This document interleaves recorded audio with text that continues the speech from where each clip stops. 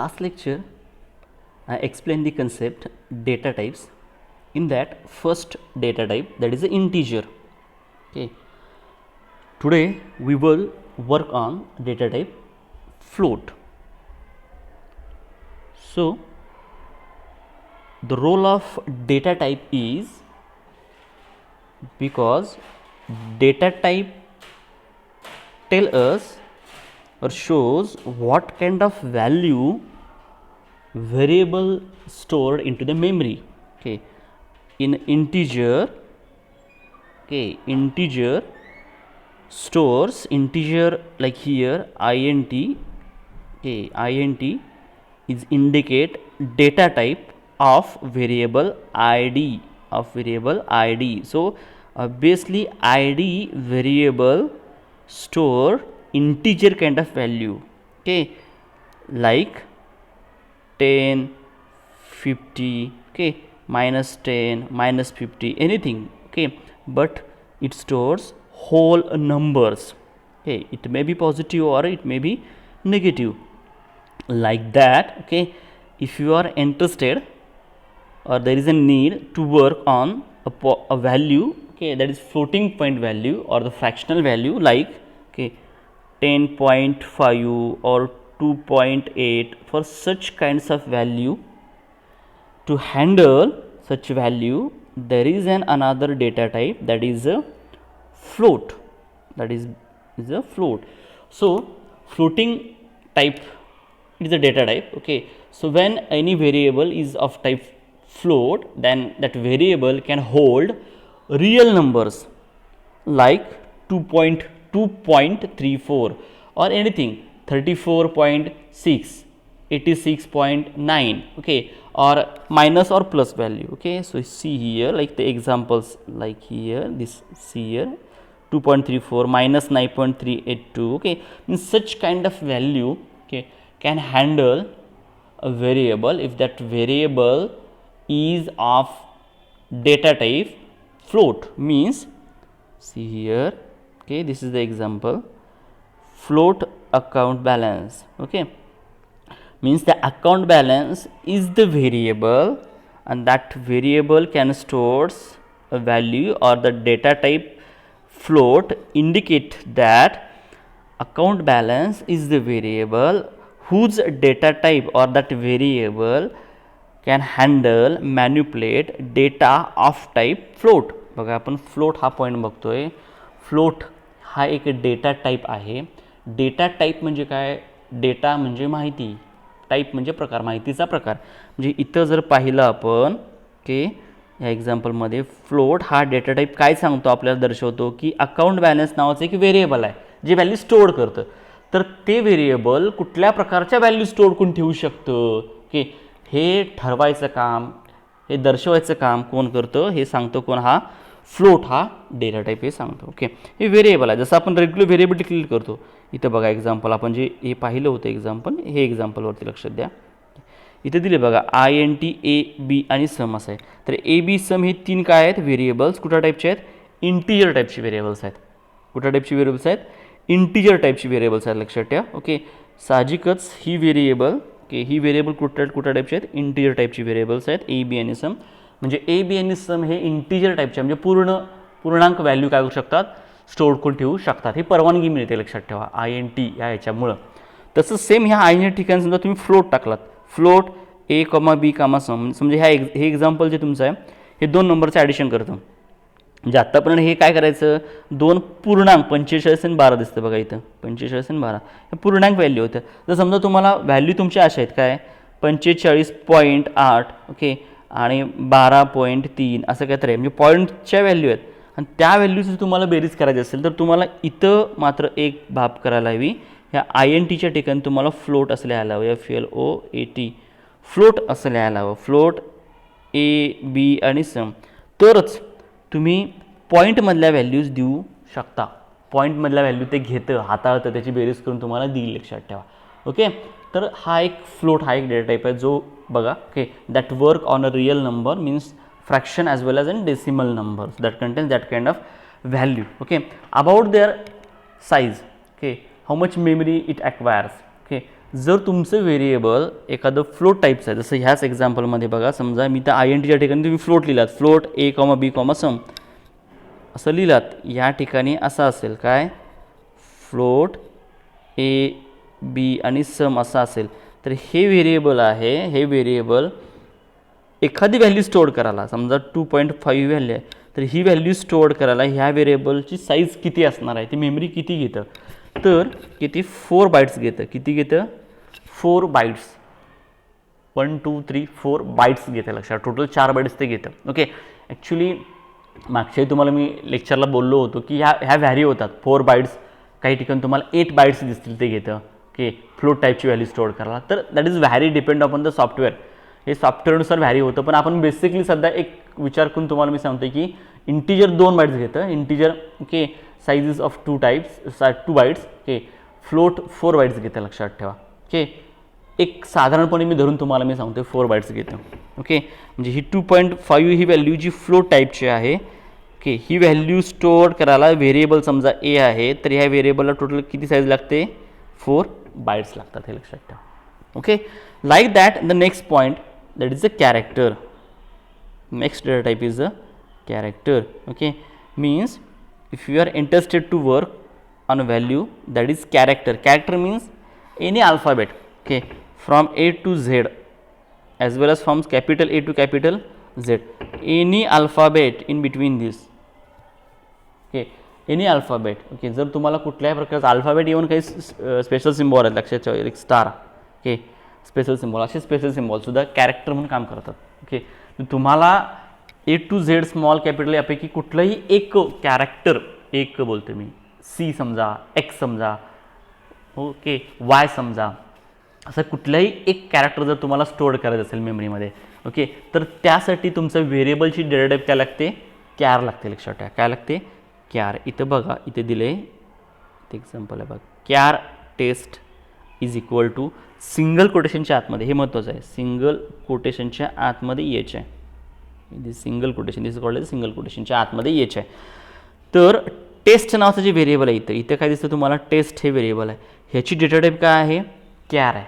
म्हणजे टेस्ट हे variable character store करतं, काय स्टोअर करतं, कॅरेक्टर, आणि ते कुठलं कॅरेक्टर स्टोअर करतं, एच हे कॅरेक्टर ते काय करतं, मेमरीमध्ये स्टोअर करतं, हे लक्षात ठेवा. कॅर हा जो काय डेटा टाईप आहे, हा काय इंडिकेट करतो, हा परवानगी देतो की टेस्ट व्हेरिएबलला, की टेस्ट व्हेरिएबल एच हे कॅरेक्टर मेमरीमध्ये काय करू शकतं, ते स्टोअर करून ठेवू शकतं. म्हणजे भविष्यामध्ये लक्षात ठेवा, तुम्हाला कॅरेक्टर जर घ्यायचे असतील, कॅरेक्टरवरती काम करायचं असेल, ओके, तर ते तुम्ही करू शकता. मात्र ते कॅरेक्टर स्टोअर करण्यासाठी म्हणून तुम्हाला डेटा टाईप काय लागतं, कॅर लागतं, CHAR, that is a short form of character, that is a care, like integer INT. Okay, तशाच प्रकारे ओके कॅरेक्टरसाठी म्हणून कॅर आपल्याला डेटा टाईप द्यावं लागतं, लक्षात ठेवा. जेव्हा तुम्ही कॅरेक्टरवरती काम करता, एका सिंगल कॅरेक्टरवरती, that character must be single quotation, character हे सिंगल कोटेशनच्या आतमध्ये कंपल्सरी पाहिजेत, कंपल्सरी, लक्षात ठेवा. ओके, जसं व्हेरिएबल जे आपण वापरतो, ओके व्हेरिएबलला काय सिंगल कोटेशन लागत नाही, लक्षात ठेवा. ओके, जे तुम्ही नंबर एंटर करताना काय सिंगल कोटेशनच्या आतमध्ये नंबर देत नाही, पण कॅरेक्टरच्या वेळा मात्र तुमचं व्हेरिएबल हे सिंगल कोटेशनमध्ये असतं, तेव्हा त्याला कॅरेक्टर असं म्हणायचं. ओके, आता त्याची मेमरी साईज बघा, how much memory size it can consume. Okay, so for that if any variable is of type character then it takes a single byte of memory. बघा इथे दिलं एक बाईट लागतं, लक्षात ठेवा, एक बाईट त्याला लागतं मेमरीमध्ये स्टोअर करण्यासाठी. ती किती बाईट घेतं, एक बाईट घेते, लक्षात ठेवा. म्हणजे एच जेव्हा ती मेमरीमध्ये स्टोअर करतं, एच हे स्टोअर करतं, या लोकेशनचं नाव काय, टेस्ट, व्हेरिएबलचं नाव काय, टेस्ट, टेस्ट काय करतं, एच ही व्हॅल्यू काय करतं, ते स्टोअर करतं मेमरीमध्ये. जेव्हा ते एच मेमरीमध्ये स्टोअर करतं तेव्हा ते किती बाईट घेतं, 1 बाईट घेतं, किती, एका बाईटमध्ये ते स्टोअर करतं, लक्षात ठेवा. ओके, पण जेव्हा इंटिजर असेल, समजा जसं मागं बघितलं आपण इंटिजर, समजा तुम्हाला 25 व्हॅल्यू स्टोअर करायचे आहे, तर 25 व्हॅल्यू स्टोअर करण्यासाठी समजा ए हे व्हेरिएबल आहे, तर 25 व्हॅल्यू स्टोअर करण्यासाठी ए हे व्हेरिएबलचं नाव आहे, 25 हे मेमरी लोकेशन आहे, की तिथे ते व्हॅल्यू स्टोअर करतं. ते किती बाईट घेते, इथं 2 बाईट्स घेते, लक्षात ठेवा, किती बाईट्स, 2. ओके, समजा ए व्हेरिएबल आहे आणि तुम्ही 25.6 व्हॅल्यू आहे, फ्लोटिंग पॉईंट आहे, तर किती घेते ते बाईट्स, 4 बाईट्स घेते मेमरीचे, 4 लोकेशन्स घेते, लक्षात ठेवा, 4 लोकेशन्स ते घेतं. ओके, तर या प्रकारे ते काम करतं, लक्षात ठेवा. ही सगळी व्हेरिएबल्स आहेत जी आपण डेटा टाईप्स आहेत, सॉरी, ही सगळी डेटा टाईप्स आहेत जी दर्शवतात की डेटाचा टाईप कोणता, म्हणजे जो डेटा तुम्ही घेताय प्रोग्रॅममध्ये त्याचा प्रकार कोणता हे दर्शवायची कामं ती करतात, लक्षात ठेवा. नेक्स्ट पॉईंट आहे बघा आता. ओके, म्हणजे ही एवढी डेटा टाईप्स आपल्यासाठी सफिशियंट आहेत यावर्षी. ओके, आणि ही आपण वापरत जाणार आहोत पुढं आपण जे प्रोग्राम बघणार आहोत. ओके, त्याच्यामध्ये आपण वापरणार आहोत, तेव्हा आणखी तुम्हाला लक्षात येईल हे जादाचं. ओके, नेक्स्ट आहेत बघा header file. Header file, header means that files their position is at head, okay, at the beginning, so it is called as a header file. Okay, so आपण याच्या अगोदर एक हेडर फाईल बघितलेली आहे already. We work on header file, that is stdio.h is the first one. Okay, header file. Okay, even C in the program. Okay, इथे बघा हा प्रोग्राममध्ये तुम्हाला लक्षात येईल. ओके, इथे तुम्हाला हेडर फाईल दिसते बघा. This is the good example of header file, that is a stdio.h is the header file. Header का, तर ते हेडिंगला असते, प्रोग्रॅमच्या टॉपला एकदम सुरुवातीला असते, म्हणून ह्याला हेडर, की जसं आपलं डोकं हेड हे शरीराच्या एकदम वरती आहे. ओके, तसं हे हेडला आहे, डोकं वरचं एकदम. Okay, so it is called as a header file stdio.h. हे आपण बघितले stdio.h का, stdio.h, okay, that is work for input and output functions और input and output task. So इथं प्रिंटएफ आणि स्कॅनएफ हे जे दोन दिसत आहेत तुम्हाला, म्हणजे एंटर टू व्हॅल्यू जसं स्क्रीनवरती प्रिंट होतं, एंटर टू व्हॅल्यू जसं स्क्रीनवरती प्रिंट होतं. मग तुम्ही 45 आणि 12 देताय, हे कोण घेतं, स्कॅनएफ घेतं. म्हणजे प्रिंटएफ प्रिंट करतं, स्क्रीनवरती प्रिंट करायचं, आउटपुटला कोण काम करतं, प्रिंटएफ. आणि मेमरीमध्ये घ्यायचं काम कोण करतं, इनपुट आत घ्यायचं काम कोण करतं, स्कॅनएफ. तर या दोघांसाठी जर तुम्हाला कोण लागतं तर ही stdio.h नावाची हेडर फाईल कंपल्सरी लागते. कारण ह्या दोन्ही जे आहेत प्रिंटएफ आणि स्कॅनएफ या दोघांचाही कोड या फाईलच्या आतमध्ये आहे, stdio.च्या आतमध्ये आहे. std म्हणजे standard input and output.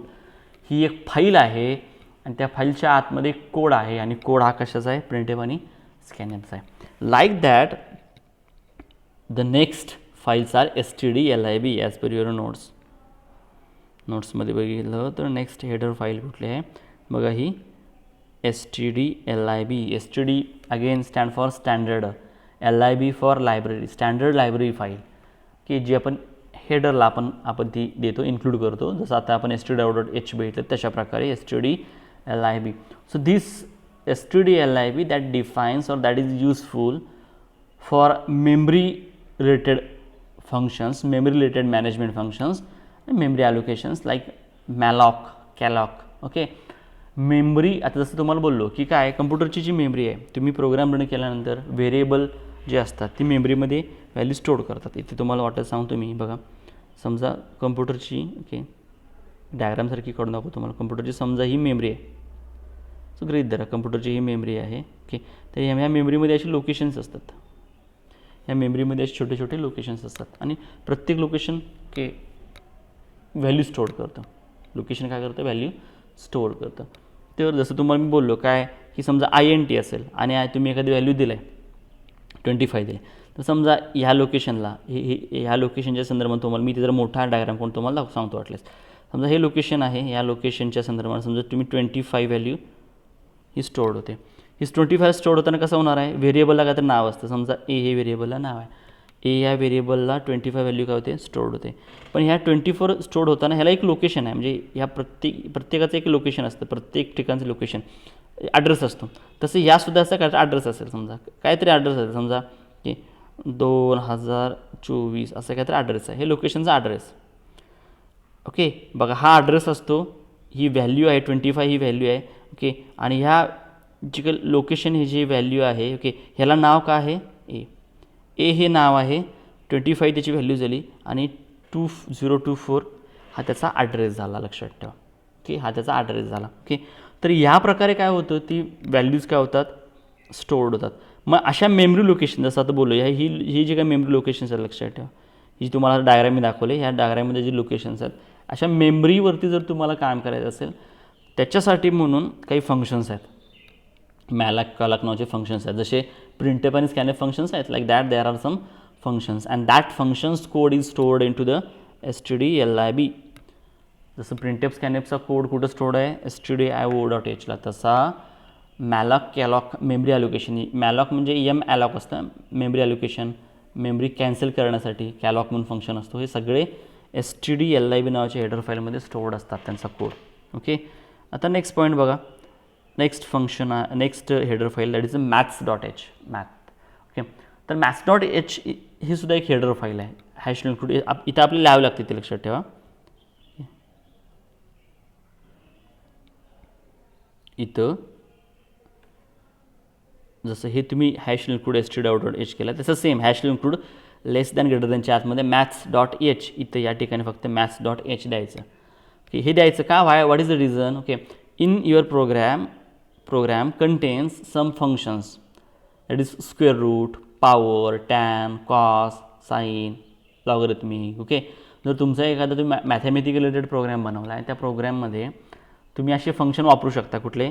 Square root, SQRT, square root म्हणजे जे स्क्वेअर रूट काढतं. ओके, किंवा पॉवर काढतं. पॉवर म्हणजे 2⁻² किती? तर 4. ओके, तर अशा प्रकारचे ऑलरेडी काही प्रीडिफाईंड फंक्शन आहेत मॅथमॅटिक्स रिलेटेड. ओके, ते सुद्धा तुम्ही इथे वापरू शकताय. ते सुद्धा तुम्ही प्रोग्राममध्ये इथं वापरू शकता. जसं प्रिंटेब आणि स्कॅनएप वापरलं आहे तसं तुम्ही ते वापरू शकताय, लक्षात ठेवा. ओके, ते कसे वापरायचे आपण पुढं बघणार आहोत. ओके, तर जर तुम्ही ते वापरलात स्क्वेअर रूट, पॉवर, ओके, तर जे तुम्ही वापरत असाल इथं प्रोग्राममध्ये, तर ह्यांचा कोड कुठं असतो? maths.h मध्ये असतो. कुठं? maths.h मध्ये, त्या हेडर फाईलमध्ये असतो. त्यामुळे ती हेडर फाईल तुम्हाला इथं कंपल्सरी इन्क्लूड करावी लागते. हॅश इन्क्लूड लेस दॅन ग्रेटर दॅनच्या आतमध्ये maths.h असं द्यावं लागतं. नेक्स्ट पॉईंट आहे बघा string.h. ओके, सेम परत इथंच हॅश इन्क्लूड इथे या ठिकाणी लेस दॅन ग्रेटर दॅनच्या आतमध्ये string. String means it is a collection of character. जसं आपण मगाशी आपण डेटा टाईप बघितलं होतं बघा, कुठलं?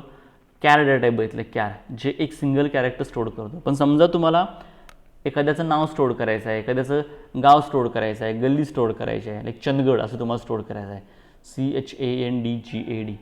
तर ह्याच्यामध्ये बघितलं आपण CHANDGAD, तर ही सगळी it is a collection of character. हे चंदगड जे आहे कलेक्शन ऑफ कॅरेक्टर आहे. म्हणजे इथं C आहे, H आहे, A आहे, N आहे, हे सगळे कॅरेक्टर एकत्र येऊन चंदगड म्हणले. So it is called as a string. जेव्हा कॅरेक्टर एकत्र येतात, और set of character is called as a string. जेव्हा कॅरेक्टर एकत्र येतात तेव्हा सगळ्यांना काय म्हणतात? एकूण मिळून काय म्हणतात? त्याला स्ट्रिंग असं म्हणायचं, शब्द एक, लक्षात ठेवा.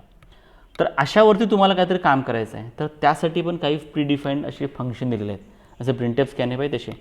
स्ट्रिंग कॉपी म्हणजे समजा चंदगड तुम्हाला कॉपी करायचं आहे असं काहीतरी दिलं आहे तुम्ही, तर strcpy असे फंक्शन्स आहेत.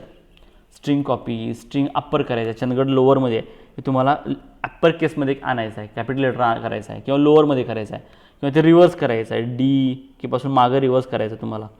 तर अशा प्रकारे बरेचसे स्ट्रिंगवरती काम करणारे फंक्शन्स आहेत.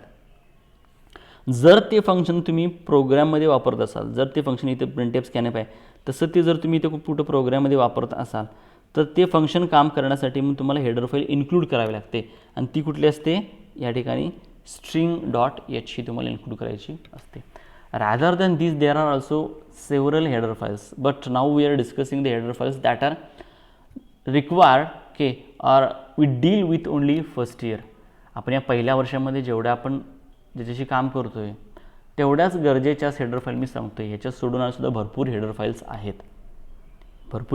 आहेत, जे आपण ओके जसं जसं गरज भासली जसं जसं प्रोग्राम आपण एक्सप्लेन करू, कन्सेप्ट बघू, ते त्याप्रमाणे तुम्हाला मी सांगत जाईन.